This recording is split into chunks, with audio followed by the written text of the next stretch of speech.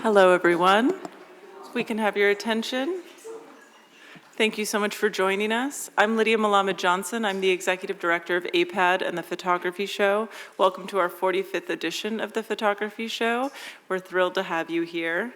The second talk in our program today is a rare opportunity to have Gerhard Steidl, founder of the famed publishing house, and artist Clark Winter, discuss Gerhard's longstanding collaboration with the late Robert Frank and his approaches to art book publishing.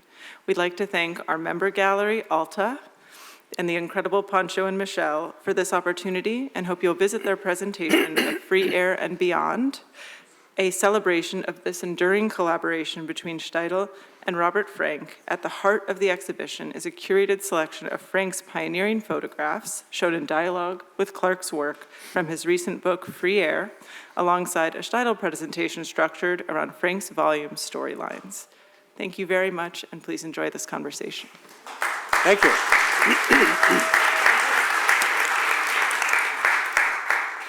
Thanks for coming. This is about the remarkable collaboration between him and Robert.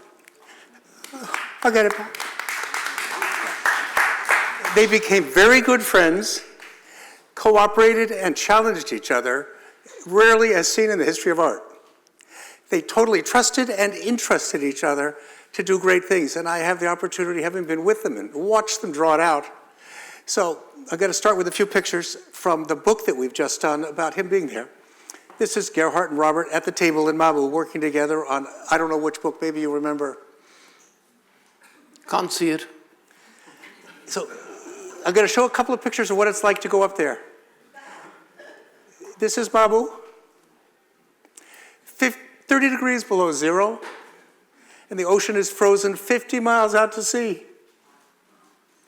You could walk for 50 miles. It was remarkable. That was one of the first times I went, about 1984. The window and the reflection of the ocean. And the next picture is that same window the morning after. It's so cold, and those little windows on that fisherman's shack have been frozen to what they call snow angels. This is long before thermoplane. And you see the angels dancing in the frost. And then he kept these items of chance, marbles, checkers, you'll see a little bit. He always was introducing chance and risk and intentionally losing control of his work to later challenge himself to do something bigger and better with it. So this was a ball of marbles in a glass jar that were kept warm overnight because of the heat of the coal-burning fire. So he'd get up a couple times in the night. This house was at the end of a 10-mile road, and it was a fisherman's shack, and they lived there for better part of 50 years. And no insulation, but he would get up every couple hours and put some more logs in the fire. And they kept the marbles warm. And I like to say, this is a reminder to keep your marbles working every morning. But it has the extra advantage, after looking at it for a while, a double head profile. It's like a nose on both sides. You could see the human head. We got up there one time in the spring, and the stairs were gone. Now, most people would be frustrated by the lack that there's no stairs. He was delighted. He said, great, we'll go down to the beach, we'll pick up some driftwood and make new stairs. He thought this was wonderful. So the idea of being challenged by having to make new stairs was wonderful. So we went down to the beach, picked up all this driftwood, came and brought it up, and that's the Walker Evans stove that was in the picture that had been out in the garden rusting. And he put it up. So the idea of having to construct and reconstruct and taking the winter destruction as a challenge to recreate was very essential. Later that next day, he made this sculpture of sticks with eggs. So these are standing there, and they're very fragile, and there's an egg on top, and my pedestrian brain said, but Robert, that's going to fall apart. And he looked at me like, you dumb schmuck, that's the purpose. It falls apart so I could build it again this afternoon, and to build it again tomorrow. And the crows would come and eat the eggs, and he thought that was wonderful. That would allow him to photograph the crow up close and the egg and rebuild. So the theme here is he was always looking for ways to redefine the challenge. He was never content with resolution. He was unlike so many of current artists who are happy, they get recognized for something, a hamburger, and they formulate it and franchise it. He hated that. He always wanted to reinvent and find ever bigger problems. And he would have this ability to, hands at work, to create objects that had the ability to release the energy, the innate energy of inanimate objects, sort of like Japanese. He was always doing that to everything. Here he's picked up one of June's sculptures and is holding it in the window, and that's June's forge out the window. The love story between Robert and June will be one of the great stories that somebody, hopefully one of you, might tell. The love story, it's beyond Frida and Diego. It's absolutely astonishing how hard she worked all day long. And he would sit around and sit back, and she would say, he'd soar and wander and then land exactly on the rabbit. And she'd be working, coal miner working. But he was really coal miner working himself all day long, but in many different ways. And then even the chairs in the house he put together in such a aesthetically romantic way. And there they are in the summer, and there's June and Robert sitting, and he would sit out there for hours at that chair looking out at the coastline and the sunlight. And he was so involved in studying, and people would say, what are you looking at? What are you thinking about? She said to me, well, he's obviously thinking about his daughter. That's the inside of a house. I said, it looks like a Bonnard painting with people in the back.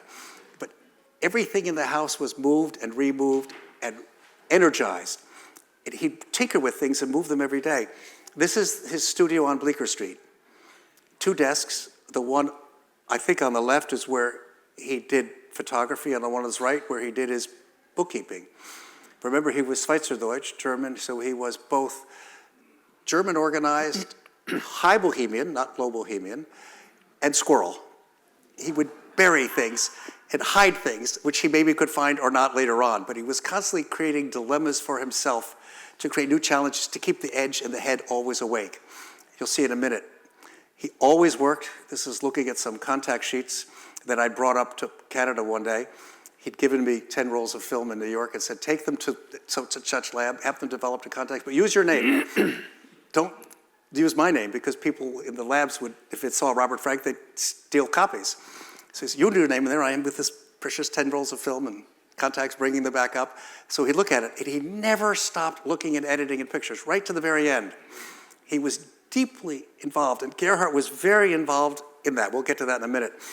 So he also collected things, objects. He had several things he liked: Mounties, Statue of Liberty, Niagara Falls. And he'd collect these objects, and people would bring it. And every day he'd rearrange and move these objects. So I like to say he was a sculptor who also used a camera. But his ability to find the energy and release it. But you see these objects of chance, the dice, the color, the rearrangement. And watch the Mountie. The Mountie moves. Yesterday he's here, tomorrow he's there. So each time I'd visit, the stuff would be in a new place.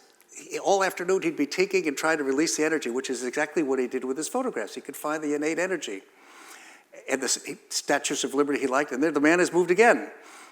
And every day he'd range and rearrange these objects, and he did the same thing with so many objects in his pictures. And he'd look at them, and he'd look at them again, and spend the afternoons rearranging it, which is why he was able to go so deep into his work. And again, the elements of chance. He loved dice. He loved the idea of introducing uncertainty at the last minute improvisation, and we may talk about that in a minute, but the harmony between these two was really remarkable. And the 32 books, or whatever they are, that they did together is testimony. There's never been a greater collaboration. And then he'd go into these boxes, and he'd label the boxes with topics. So watch the circus box. The circuit box is there that day, but now it's over here. Every afternoon he'd be in looking at the boxes, changing the contents. Often the contents had nothing to do with the title. And in the estate, I'm a trustee of his foundation, and we're organizing this, and so we're trying to put order. But the titles of the boxes have no correlation to what's actually in the box. But he was in there rearranging, rethinking, trying to find the harmonies, trying to find the discord, trying to find the notes, every day working on moving things around and finding, and I could best, somebody said, like the Japanese energy in objects, release it and make it available to the world. Everything he touched had that energy. And then he also made films. You know, his 35 millimeter film, he made contacts. He was able to work on it to the end of his life, and he worked on it diligently. And the final few books he did with Gerhard, the stories, which are the most poetic thing he did, I think, in many ways, particularly that last book he did with you. But we found movie films. We found about 90 different cans of film and video. And of course, the labels had no correlation to what was actually in there. One of them says Cairo. It turns out it's nothing to do with Cairo. He went, after his parents died, back to Zurich, and they were sitting around. They didn't know what to do. And they said, he had a video camera. He said, let's go to Russia. Well, it turns out Frank's ancestors and June Leaf's ancestors had originally come from Russia. So they go to Russia, they video, he's sort of doing a selfie, and they're talking about, they land in Moscow, they don't have a hotel. They go to the tourist office, see some brochures, he's filming it. What should we do? He doesn't know. Let's go to the water. The water? And he talks about it. The water's 5-day train ride away. So they get on a train ride, and he films this 5-day journey across Russia to the big lake, spends a couple of days there, and comes back. But what's remarkable about the video, which was called Cairo, is it's the Americans in video, in Russia, in his ancestors' land. And we're working on releasing these. So we found all of these films. We spent a year digitizing them, and Laura Israel's producing some remarkable footage. If you saw the MoMA show, it was in the basement. And remarkable footage of what we did, and that's going to be available in a longer film. So with his help and the remarkable help of Peter McGill at the gallery and Lauren Panzo, who were instrumental in helping all of this get done, we were able to convert those films. The book we've done, which is being released here right now, called Free Air, is pictures of Robert's hands at work. It started as a book that I made many years ago, a little blurb book, which is pictures of him working with objects in his house. Some of them are there. He really liked this book. He was very enthusiastic, and with his profound encouragement and support, he said, make a book. Gerhard saw it. That's when we made this other book that's just coming out right now, which is a broader look at what he did in releasing energies. But he really also did it in his iconic pictures too, didn't he? That's Robert and Gerhard at Mabu working on one of the many projects. I don't remember which one that is. This is a gifted double exposure that occurred on film and produces up and down. Take your gifts when you get them. The collaboration between these two is extraordinary. I saw many instances where they challenged each other, push the envelope a little harder, push it over here, try this, try that. They trusted each other. I know Robert really trusted you to tease him and test him and take him out to the edge consistently. This is the morning at breakfast when he proposed the idea of the pop-ups. Did any of you see the pop-ups around the world? You know, he'll talk about that in a minute, but how many, 42, is that right? Almost 50. Almost 50. His iconic pictures printed on newspaper, so 3 feet tall times 40 feet long, and they were hung up in universities all over the world by students in the way they saw it fit. So it was a way to bring the work to audiences that would never afford a print or be able to buy a print or see a print. So it was a very successful way, and Robert was very happy to get the work out to audiences that would never see it. It was a real lesson of making the work available. And so there was a marvelous morning when you proposed that, I remember very well. And again, this is just some shots from this book to say how enthusiastic he was. This is 8 or 9 years ago. When I showed him this, he said, yeah, do something with it. That's great. This is one of June's sculptures of a heart. It's made of many pieces that blow in the wind and make noise. You know that hearts respond if they get challenged, both good and bad. And so June's metaphoric look at the heart here is a real demonstration of the heart deep at work. This is June and Robert in their house up there. They were deeply in love, and she worked all day. She used to say, he'd sit there, fly around like an eagle and do nothing, and then, as I said a minute ago, land exactly where it should be. She just worked. And they were in awe of each other, challenging each other, respecting each other. It's a love story, and somebody will do a great exhibition about this soon. And this is a picture I took around the corner from his house. It's on the wall over there in the booth, but I think it's appropriate for April 2026 for lots of reasons. But it's right at the top. With that, that's the book. And now, that's the end of what I prepare, and over to Gerhard. Thank you.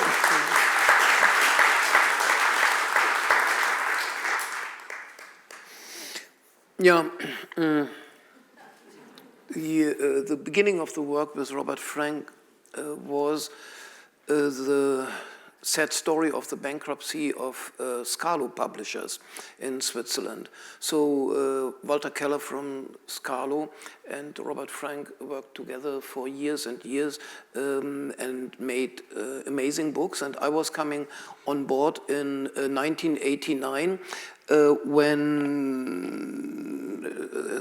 Walter and Robert had prepared a book with the title The Lines of My Hand.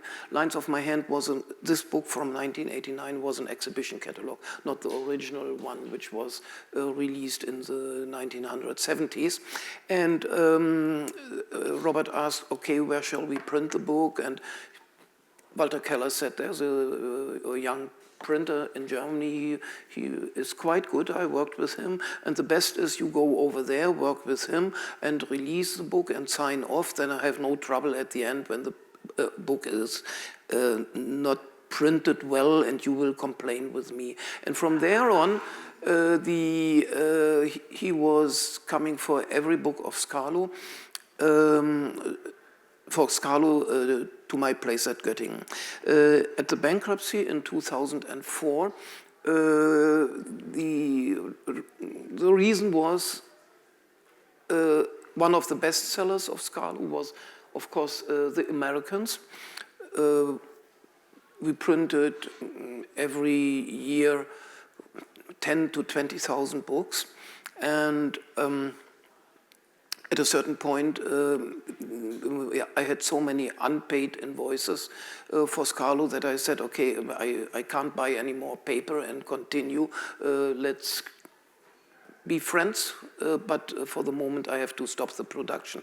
And he was so frustrated that he could, Walter Keller, that he could not print anymore, sell not anymore the Americans, that he made a reprint in China, and that was so badly done. Robert saw it, and that was a divorce. He was totally pissed and said, you know, we are friends, and you could tell me, and maybe I could help you a little bit with money to continue, but this is now the end.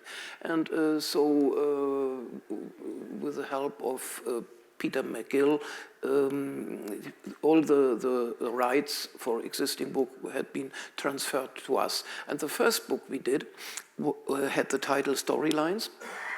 It was an exhibition catalog, but more an artist book directed between the three of us, Robert Frank, Vicente Todoli, and me, in 2004. And I'm saying this, I want not to go too deep into details, but in the booth of your gallery, Sancho, I have made a little exhibition of the making of this book in 2004, how we was coming to getting to Steidl and how we are working in the publishing house to release the book. And for those who don't know, the method is, or the principle is that an artist has an idea for a book. He's coming to my place. We develop it together in 3 or 4 steps. Step 1 is creating the idea. Step 2 is making the technical work, the image work, so photo processing, proofing, test printing, color correction, and whatever. And the third step is printing. And indeed, every artist is invited to come over and make this procedure with me that has various advantages. One is that the book at the end is released in a way as the artist was dreaming about it. The second is I had never complaints with an artist. When the artist is up to the end on press and signs off sheets, sometimes it's a pain and a hard fight to go through this fire, but that doesn't matter. At the end, it has to be a good result. And then last but not least, when I do a book with an artist, I feel myself always like a student who has his professor close. I can ask any stupid and dumb question and I will get a serious answer, because the artist wants, of course, that I do a good job for her or for him and that I understand the work. And that makes it that I have at the end a better understanding from the artistic work and I can do a better job. When you said a couple of minutes ago that was always a very working process in harmony? Not always. I remember one little anecdote. We were working on a book with the title Things, the black one. Black, White Things? Black, White and Things. That was a reprint, and the original format was designed in Switzerland, quite large, with heavy bold typeform Helvetica, as the Swiss designer were used to do. And Robert didn't like the book at all, and we made experiments to make it smaller in variations and so on. We were working at Göttingen, he was flying home, and then 3 days later a letter arrived by his lawyer, and in the letter was written, okay, stop the work on this book, you have no right to continue, send everything what you have back to Robert Frank's notice, and if you don't follow, we will sue you, and that would not be very pleasant for you. And I was totally shocked, because we were really living in harmony, and I had no idea what went wrong. So I make a phone call to June Leave and said, do you have an idea what happened? Yeah. And she said, oh, he was not in a good mood when he arrived back in New York, and he was pissed with me, and he was pissed with others, and so he was pissed with you. And I said, oh, okay, what can we do to repair this thing? And she said, okay, Robert set up a fire, and then he wants that you run through this fire. And at the end, when you survive, it's good, then he continues to work. Right. If not, stop and over. Yeah. So that's about the harmony of making books with Robert. And as you see, I survived by running through this fire and continued my work. The little story about the pop-up exhibition. At a certain point, we found out that it was very difficult. That was in 2012, somewhere, 2013, that there were no more exhibitions of Robert Frank, because most of the prints were in the hand of museum and archives or in private collection, and there was not very much left over to make exhibitions with his vintage prints. And there was a big exhibition at the National Gallery, right. Looking in by Sarah Greeno, and National Gallery decided after the show was over not to make any more loans of the original prints from the National Gallery to other exhibition venues. And so I had a dialogue with June and Robert about making an exhibition which has no vintage prints, no originals, which was just created out of, let's call it modern prints. What is a modern print?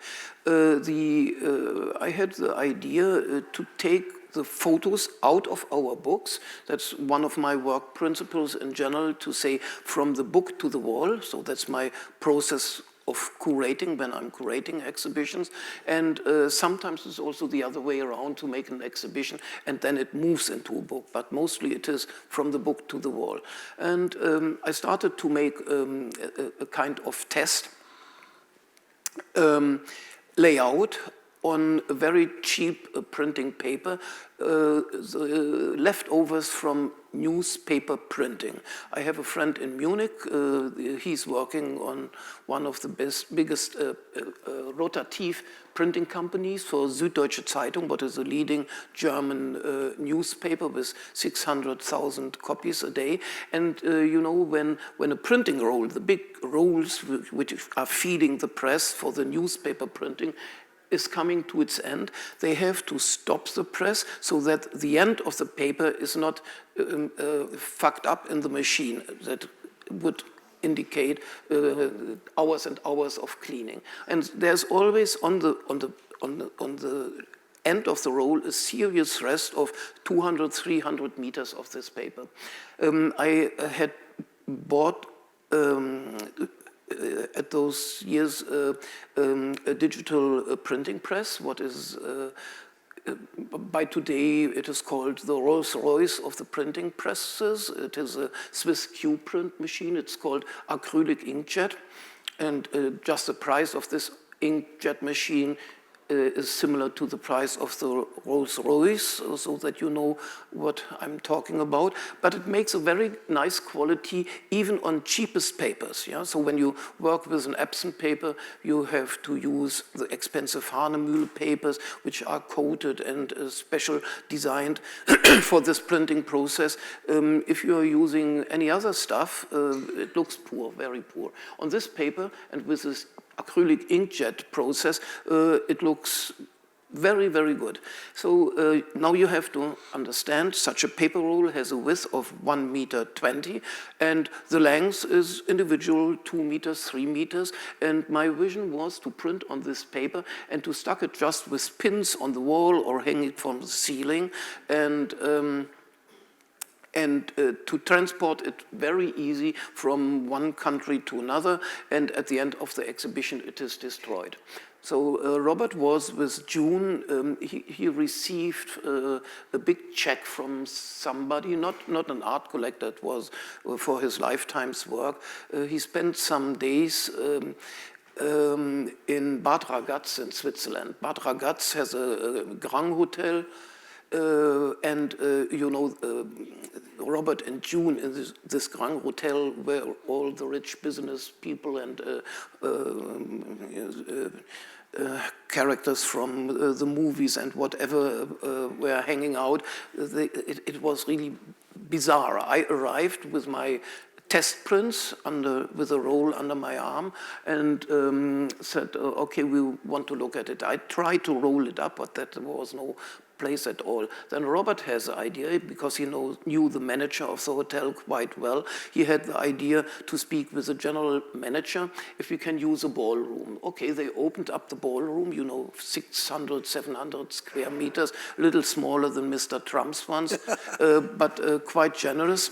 And I spread out the rolls on the floor and 2 chairs, and Robert and June were looking there, were sitting there and looking to the prints. And they had never seen something like this, me neither, because it was a new concept of making exhibitions. Immediately, Robert was starting to make an edit. Yeah? He said, okay, what you have done is quite nice, but it's looking too artistic. Don't make so much efforts to make it looking good. Yeah, even if it is not looking good, it looks good. Yeah, so he corrected me and put the photo a little bit up, down, and changed it, and this and that. And I went home, made new test prints, and then the next step of the work was flying to Mabu with my paper rolls under the arm. And in Mabu, you saw the photos as a tiny little chicken shack, this house. I did the same, pinned it to the walls, and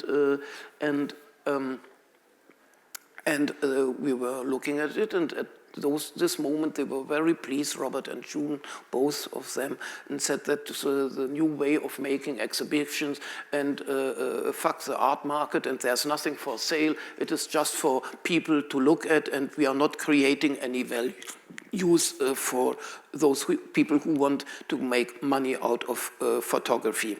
And then he remembered that I said at the end of the exhibition, the rolls of paper can be thrown away. There's nothing for sale. There's nothing to be returned. And he asked me, oh, can we really destroy it? Can I have it in my oven, and can we make a fire that it is warm in the evening? So he was heating up the oven, and we had a nice warm evening. And that was an oven Clark photographed. And then the next step of the work, beginning approximately 2014, was he has not made any more new photos. Here and there he had a camera, and there was the period where he was taking the photos from the hip, so holding the camera over here, or having the camera over the shoulder, but not looking through the viewfinder. And that was, he called it, that's my way of working for it. I don't want to see the photo through the viewfinder. But most of his work he spent in Mabou and at Bleecker Street here in New York, sitting down at a table and looking to prints he pulled out of boxes, spread them out and combined them and selected them. And one day he gave me a call, come over and I have prepared something for you. He had purchased a little book. It was called Household Inventory Records in a drugstore. And that was a book where you could write in, okay, today I purchased 2 glasses of wine for $6 and 1 bottle of wine for $3.50 and so on. And he used this book to glue in his photos, mostly Polaroids or small photos he cut out of large photos into this book, and prepared really a maquette which was almost ready to print. And from this point on, he prepared really every year 1 book in late spring. I was flying, that was a kind of ritual, 5-6 times in summer to Mabou to correct it and to discuss how it should be. He was writing some text. I packed all the stuff, took it back to my place at Göttingen, made repros, made another maquette, a visual, brought it back to Canada. And then at the end of the summer, mostly in August, September, it depends to the weather, very rarely in October, they both were flying back or driving back to New York. I had a book which was ready for printing, and then I printed it, and short before Christmas, when Robert had birthday, I think it was in November. November. Yeah. When he had birthday in November, I was there with a ready printed book, yeah, and then we celebrated at Katz Delicatessen with some food and some drinking, and then the year was over, and the next year was waiting for a new adventure. And this, at the end, we had somebody counted it. I had no idea about the exact number, but it seems to be 32 books, and within 25 to 30 years, I don't know exactly. Yeah. And the pop-up exhibition was very successful. We had 50 venues around the globe, and you know, normally when you make an exhibition of an artist of this class, you have packed seriously crates, climber boxes, and they are flown out with an insurance, which is an enormous sum, and then transported to the certain spot. And my pop-up exhibition was, I had my suitcase with the exhibition material, then the rolls with the prints under my arm was flying from Frankfurt with my beloved Lufthansa airline to the certain spot, transported it without any carry-on costs, went to the certain place and set it up. And we had with this 50,000 with this 50 exhibition, more than global-wide 300,000 visitors. And that was, at the end, one of the most successful exhibitions ever, only topped by a show I made for Karl Lagerfeld, approximately at the same time. That was The Little Black Jacket. And what we did together with Chanel, and we had approximately 15 locations around the globe with 1.5 million visitors. So, but 300,000 it's pretty good. In universities and small spaces made especially for young people is not too bad. He worked really hard.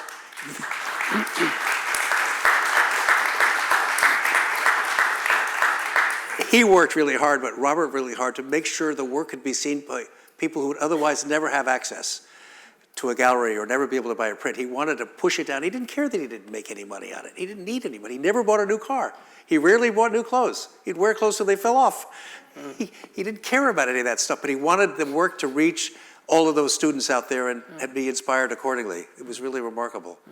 As why you say that you know, he was taking care for money and don't spend too much. You know? So in winter in Mabu, it was really ice cold, and the oven was bad and has not delivered enough energy, and the walls were thin like paper. And if you were heating a little bit, after 5 minutes, the warmness was disappearing, and so we had to go every 15 minutes to split wood by hand with an axe in this room where you saw the big signage, free air, that was the wood cutting room, and he has to split wood.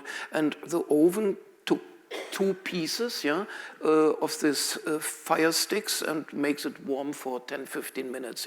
And it was really hard work for him, and he was right up till his late 80s. He would be very proud of his ability to chop wood in the house and deliver it. But he wouldn't put insulation up. He'd rather chop more wood. And then June took me to the site. I was there, and I saw it and couldn't believe it. And she said to me, "You have so much money. You could buy at a petrol station a bag with split firewood, but he wants to save the money and to split it by himself." It's true. And it was I was sleeping always in, so Robert and June had a bedroom in the house, but the house was tiny, and I was sleeping in June's studio. And June's studio was next to the house, maybe just 30 meters away. And the quality of the building was even worse than the big building, so unbelievable. It was, I couldn't believe that after stormy winter, it was standing the next spring. And I had my small bed, and there was an oven this tiny, and it took only 1 stick. And 1 stick was burning 15 minutes. So that means I put a stick in, fall asleep for 15 minutes, was waking up because it was ice cold. It was inside as cold as outside, put another stick in, and so you spend the night with heating the oven and getting a little bit of sleep. But June and Robert as well, only the oven took 2 sticks, so they could sleep 30 minutes in one pass. It's true. He wanted to make it as difficult as he possibly could to keep himself constantly on edge. He hated the idea that artists could have a minor achievement, let it be well recognized, and they'd franchise that plateau forever thereafter, repeating.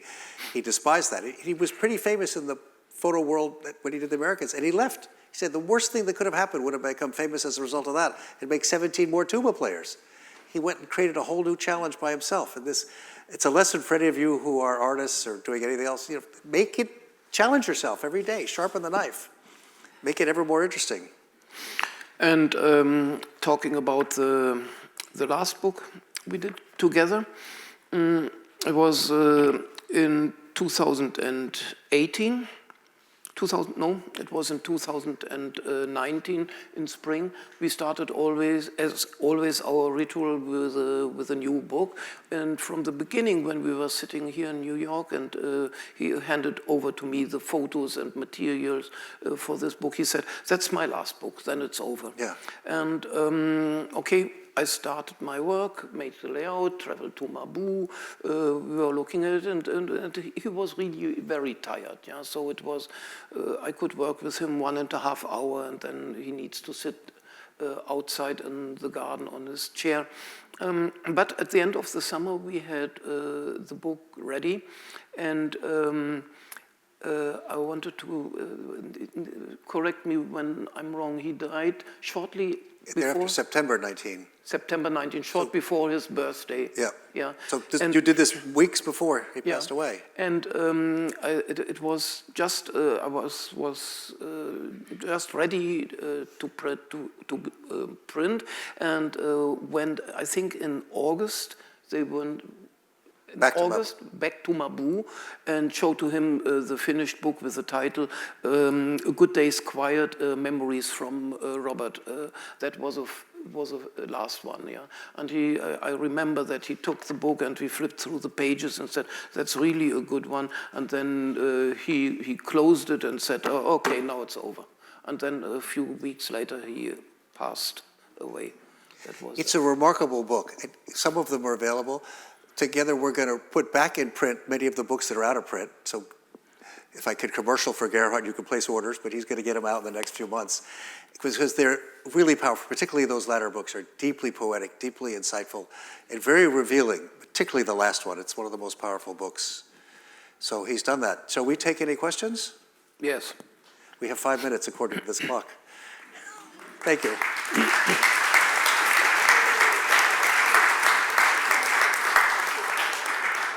Anybody in any order? The last one? The last one? A Good Day's Quiet, Memories of Robert Frank. So it's a subtitle. So Good Day's Quiet, and then in a smaller type, Memories of Robert Frank. And by the way, this visual diaries, I forgot to say, we called them visual diaries. Those were memory books, yeah, like a photo album somebody puts together to see the children growing and the family life, and so best friends, and photos from traveling and whatever. And the last book, Memories, he used only Polaroids, yep. Large format Polaroids made with a the 4x5 positive negative film. With a Polaroid 55 film, and of an amazing quality, and was a pure black and white photo with a little bit of text, so untypical for the other visual diaries. That's going to be back in print, and it's really remarkable. Each year he'd produce a new maquette, but the maquettes, the sample books would be made of something he went to Walgreens to buy. You know, several years with terrible plastic things with no archival whatsoever, or he'd buy that inventory, household inventory, and the things he used to make books out of was remarkable. And where they were at the end of the road in Nova Scotia, there were no art supplies. It was in the local grocery store, there was a little high school art department of about 2 meters. So he used the stuff that came. People would send him stuff. So he loved the FedEx boxes that would get delivered, because he'd have a nice big piece of hard paper. So you probably, if you saw the MoMA show, there's several pictures posted on the FedEx boxes or the UPS boxes. And when originally produced, they were all cut to square, but he wanted people to see the red FedEx box and the blue stripes and the whole background, this ability to incorporate everything that crossed his path and bring it in and reduce it and challenge it ever harder. So another commercial, but I encourage you all to buy all the remaining books and put orders for them. They're coming out soon, right? Yeah. Is my mic on? Yeah. I'm curious because the Americans is one of the most important photo books ever made. And as a book publisher, I'd love to hear about your first encounter with that publication and whether or not the Americans influenced your path as a book publisher and how it might have shaped your approach to putting out photo books.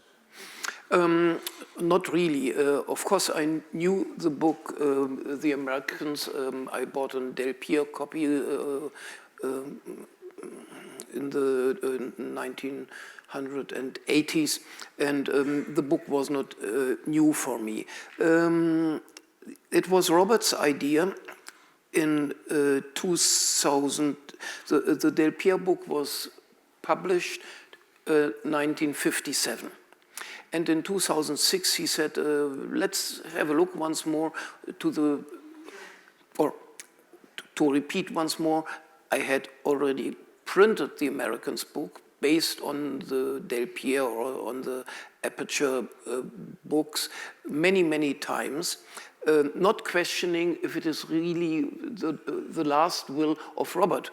And when you look back, every publisher who made out of this 83 photos, an American book did it in a different way. So some cropped the photos horrible, sometimes 5 millimeters were missing. The famous photo with the bus, when you look to the right side, seriously, you see a nose or part from a face of a person. In some copies it was simply cut off, yeah. And so I invited him in spring 2007 to come to my place, and I had all the copies which had been published before on the desk. And we looked at them. And at first he said, okay, the Del Pierre copy, the Del Pierre book has a nice size. This one is way too large, and this one has a wrong proportion. And some books had text in which he doesn't like at all. Del Pierre could not believe that a photo book should have on the cover that it is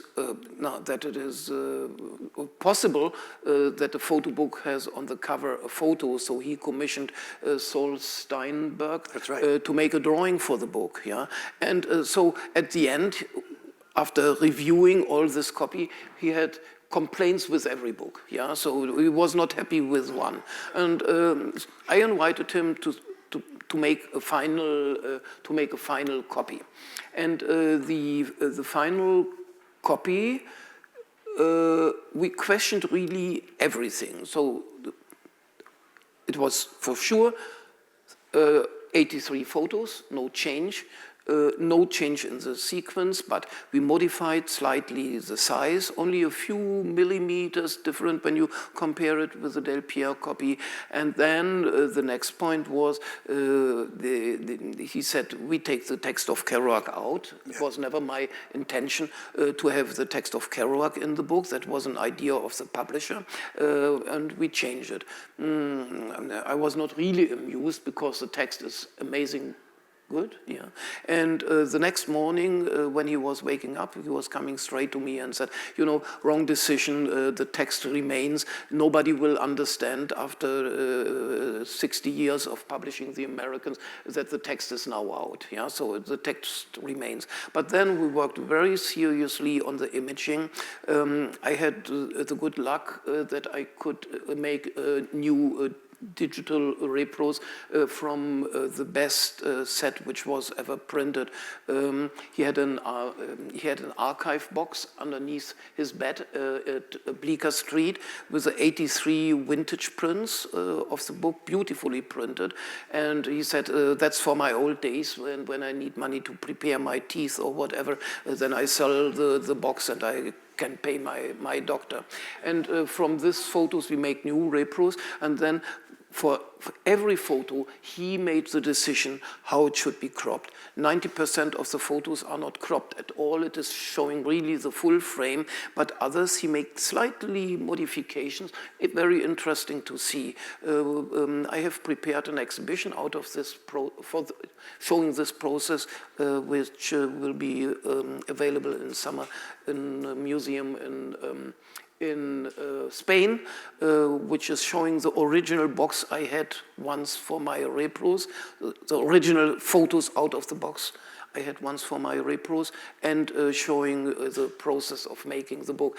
But now to come to a kind of idea to give you an answer, to give an answer to your question, this process of talking with him for about 10 days, every day from the morning to the evening about the Americans. And again, I was in the position of a student. I could ask him any bullshit. I was looking to the road map and said, okay, why have you left the Route 61 and was going, why have you been going to the east and not to the west or whatever, yeah? And he answered, and well, there was small talk about it, and before I once jump into my grave, I will write down the story I learned from him about making the books The Americans. Thank you. Our clock is telling us we're done. I want to first make a call out to two founding trustees of the foundation, Philip Brookman and Jacques Reynolds, who are back there, and Gerhard Steidl, who's director of the foundation. Thank you for your work in getting this started. We hope to do justice, and Sherazade carries on with it. I think we have to leave. We're going to go to D8, and Gerhard's going to be signing his books in the Alta Gallery. Thank you.